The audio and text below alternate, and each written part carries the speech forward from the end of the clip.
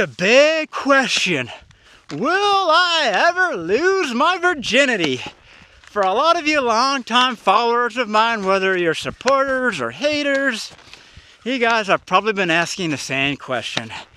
And I know a lot of you out there are just like, damn, how the hell can you go so long without having sex? Or why don't you just go get yourself a hooker? Or get yourself a mail order bride? Or maybe go down to Nevada and visit the Bunny Ranch. Well, the truth is, if I was just specifically wanting to have sex and lose my virginity, believe me, I would have done it a long time ago. And I know a lot of you are asking, how is it that I'm able to do it? Like, how do I resist? I guess it's strong self-control. But really, what it comes down to is my virginity is a symbol of my inability and failure to be able to establish a relationship with a woman. That is why I'm still a virgin. It is making friends, being able to share activities with a group of friends. Then don't get me wrong, you may think that this is such a solo activity, but there's hundreds upon hundreds, if not thousands of people who ski tour. It's just that, like I mentioned, I've got to do some improvement on myself. And that's definitely something I'm going to be working on after I graduate, is improving my social skills and my personality. And I know a lot of you guys have given me suggestions, and I definitely appreciate that. And that's why I just got to get out there and do it. And I'm probably going to do a couple of wine cruises, and definitely going to be doing some Spartan races, some group rides, and I don't know what else. But really, right now I'm left to my defenses in terms of making sure I don't make errors in the game of socializing and making friends and dating. So I have to ask myself this question. Would hiring a life coach actually be of any benefit? And there's a reason why I'm asking this question.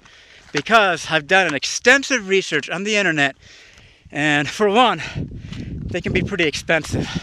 But the more important thing is, they're either done over the phone, which I really don't see how you're going to be able to read someone's body language or facial cues if you're trying to give life coaching advice over the phone. So I consider that method useless.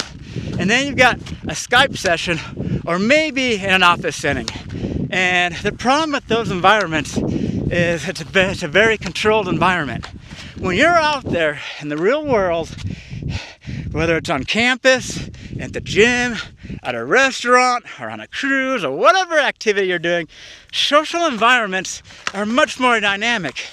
And this is why, if it does not exist, and I have not been able to find such a thing, I could be wrong, but if it does not exist, I propose that they start training psychologists and or life coaches to go out in the field with those who are suffering from social anxiety or who have the inability to make friends or establish relationships.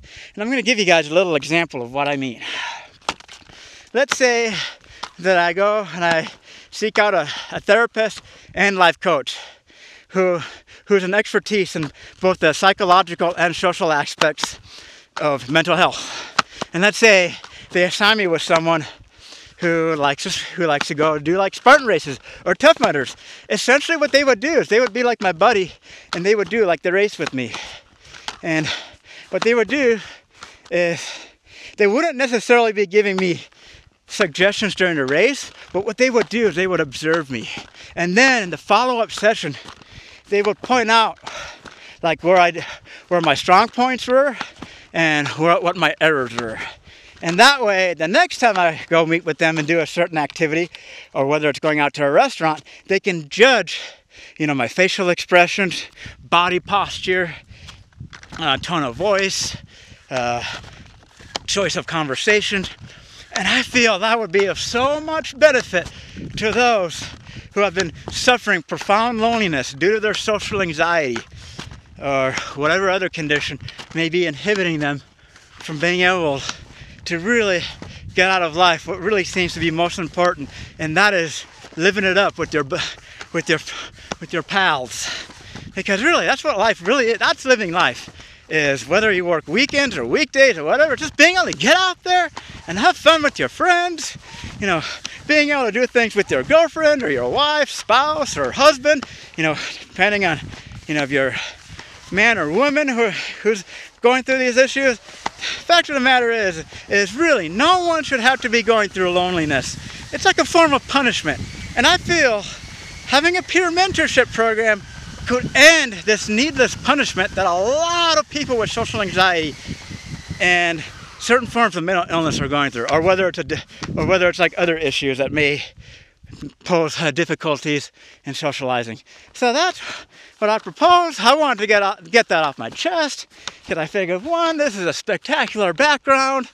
How often can I do a blog with a cool background like this instead of just sitting in my car or in my room?